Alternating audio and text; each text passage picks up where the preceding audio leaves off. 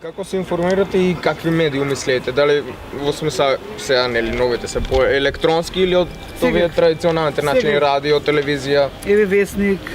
Да. Вестникот обавезен, значи интернет, радио, телевизија, све. А дали имате некој, така да речеме, медиум кој што ги предпочитате, да речеме, дали од веб страници следите или вестници, радио? Па све, иначе и од вестници. Само тој медиум што дава точни информации. Па повеќе читам статии на интернет, на црно-бело, такви работи. На Facebook, така? На Facebook, на традиционалните, на вести и така. Последните 2 месеци сум направил. Не следам медиуми никако. Никако, а дали преку интернет се информирате? Кога се информирам, да, преку интернет. Да, а доколку ви излезе некој така интересен наслов, дали ја отварате содржината или само останувате на насловот што е? Отварам содржина многу често. А дали проверувате дали тој текст е вистинит, дали го проверувате авторот кој што го напишал, да не е некоја лага? Најчесто се воздржувам од некој безвезен медиум. Така да мислам дека со самиот избор на медиум правам филтер на тоа што Интернет не користам. Не, само вести гледате, значи од телевизија, така? Телевизија и штамп. Да, а дали им верувате на тие нели презентерите кои што ги презентираат вести, дали разликувате лажно од вистините вести?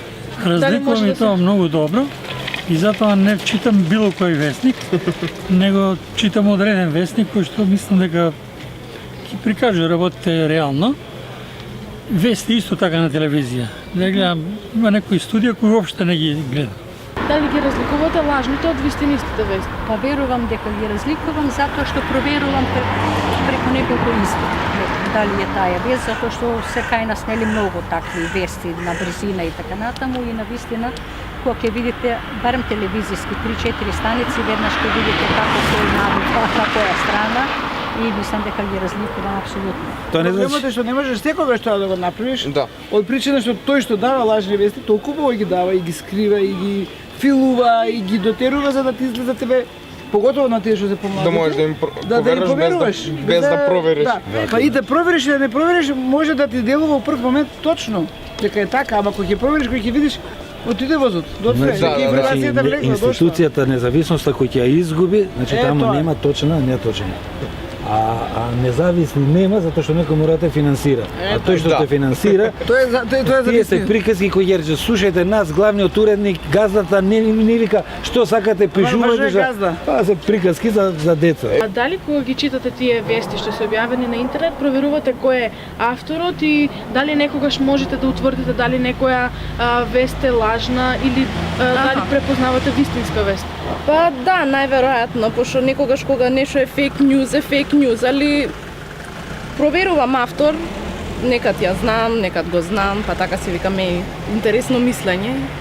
Не еднакво информираат. Не еднакво пишуваат, не вистините пишуваат. Не избалансирано со реалноста. Не избалансирано, да, тенденциозно, чак апла тенденциозно и... Ако нема автор, не ни читам. Да. Затоа што тој што не сака се подпише или му е страм, или се вика слушај, ако не чини за да може да се извадам, ама не би требало. Ама види, не би требало. Без подпис се знае.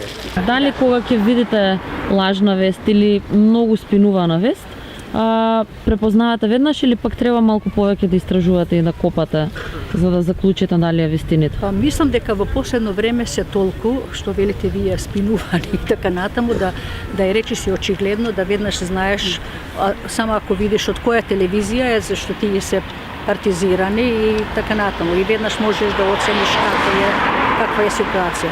Зашто јас веднам вака, политика е таква, нели, ако гледате вести за политички настани и така натаму, дека секој пак политиката знае да се отргне од народот и затоа секој си има нели своја вистина и затоа е убаво да се процени. Но мислам дека до сега беше барем очигледно според мене.